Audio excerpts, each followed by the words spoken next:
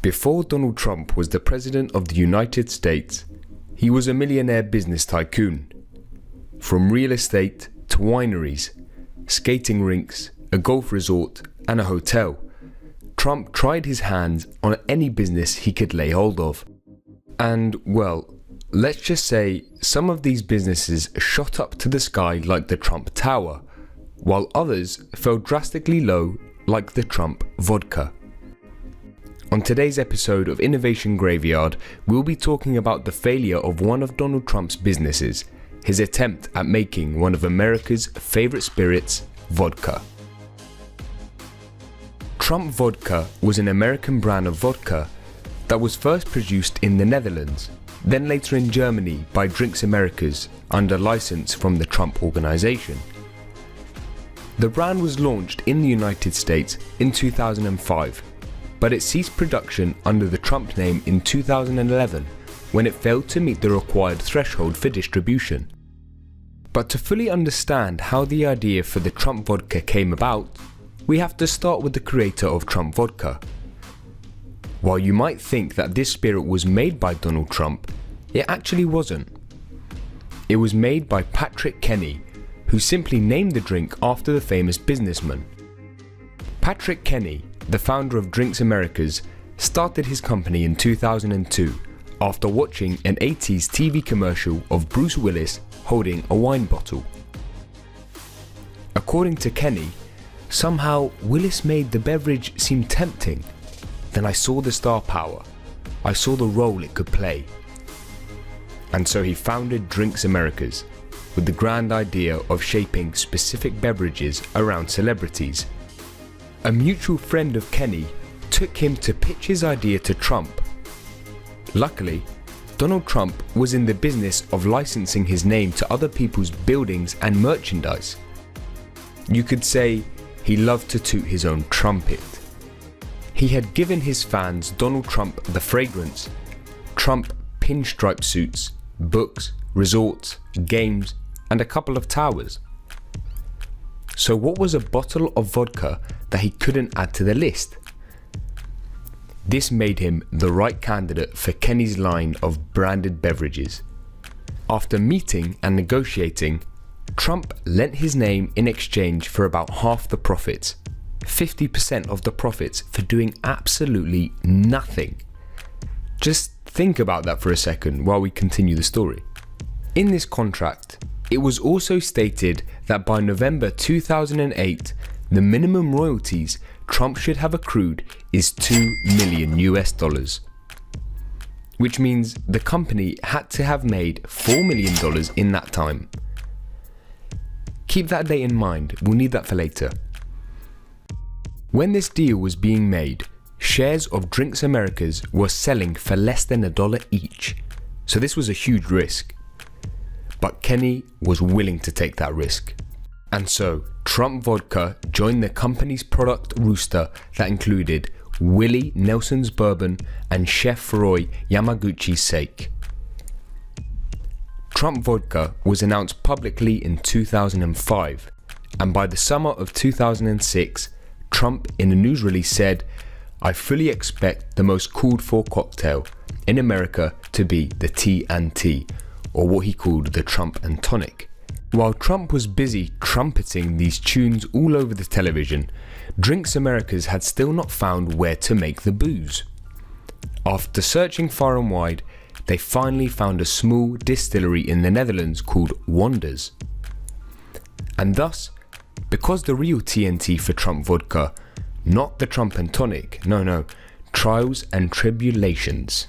The problem of Trump Vodka started at the beginning of production when René Friends, the owner of Wonders, portrayed his company as what it was not. René made his company sound very large and capable, perhaps because they didn't want to lose the business. However, they did not have the facilities to make as much booze as was required, and so they simply started producing only the quantity they could. This meant that Drinks Americas couldn't keep up with the demands of people back home. And if you know anything about consumers, you know how quick they are to move on to alternatives when what they want isn't available. It's like they say, when the desirable is not available, the available becomes desirable. To add insult to injury, the Trump vodka didn't seem desirable by Trump himself. You see, Trump is a teetotaler, and he blamed alcohol for the death of his brother, Fred Trump Jr. And so, it was very surprising for people to see someone who was so vehemently against alcohol be so comfortable putting his name on a bottle. When questioned about why he would go into the business, he said, "It's a legal product, and if I don't sell it, someone else will." But that just wasn't enough for people. Trump's non-drinking choice stirred a lot of reactions, with people asking, why would a teetotaler go into the business of selling vodka? And why would a man point to the death of his alcoholic brother as a cautionary tale, then turn around and peddle liquor to others? But all of this did not stop Trump or Drinks of America. And so finally, cases of Trump vodka made it from the Netherlands to New York in October 2006. Although, it wasn't until 2007 that the drink was properly launched with a party to go with it. Now, in 2007, the Trump vodka had only 1 year to trump the $4 million profit threshold. Time was ticking out, and starting with a bang was their best bet. Well, they banged alright, but certainly not in a good way.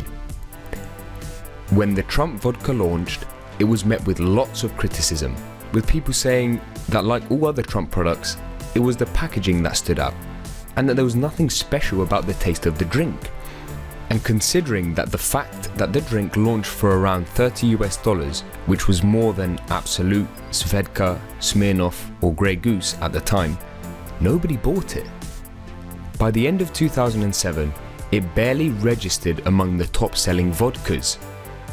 Now scrambling to make money as fast as possible, in February 2008, barely 9 months before the D-Day, Kenny created a $100 edition of the Trump vodka with a 24-karat gold leaf label.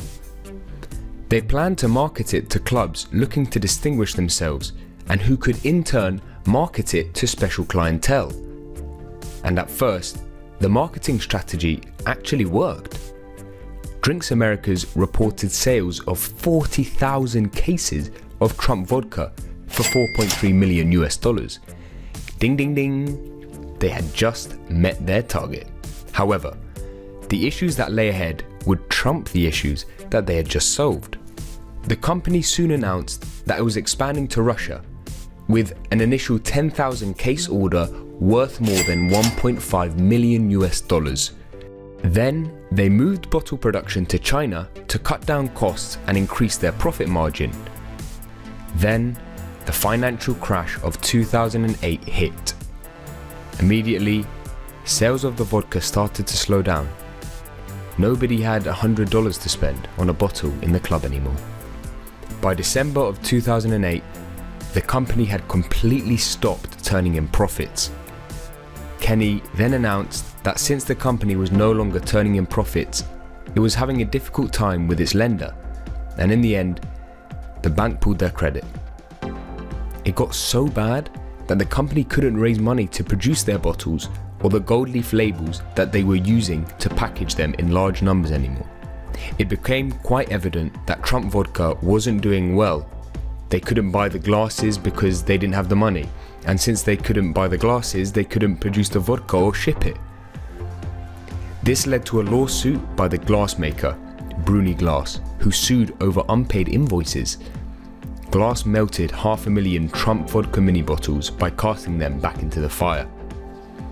Soon after, other lawsuits over money came from a salesman, a vendor, and interestingly, from Trump himself. Trump sued Drinks America, claiming that he wasn't paid the royalties he was promised, and he wanted $4.8 million plus interest. Talk about a stab in the back. But before then, when the company was experiencing the peak of its financial crises in 2008, Kenny struck an agreement with H. Pixel International to sell the vodka in Israel. But Trump brought a lawsuit against the company for copyright infringement since they did not have his agreement to use his image in advertising or brand. He later dropped the suit and signed a deal with them for the drink to go abroad. Despite the failure of the drink in the US, Trump vodka enjoyed a level of popularity in Israel. This was because it was a popular choice around Passover, as the vodka was made from potatoes and not grain. However, some Trump vodka that was later produced was found to contain leavened ingredients, and this made it unsuitable for consumption during the Israel holiday. Trump vodka went out of public circulation altogether in 2011, and between the announcement of the product in 2005 and Kenny's exit in 2012, the Trump vodka stock fell by 99.9%. It went defunct.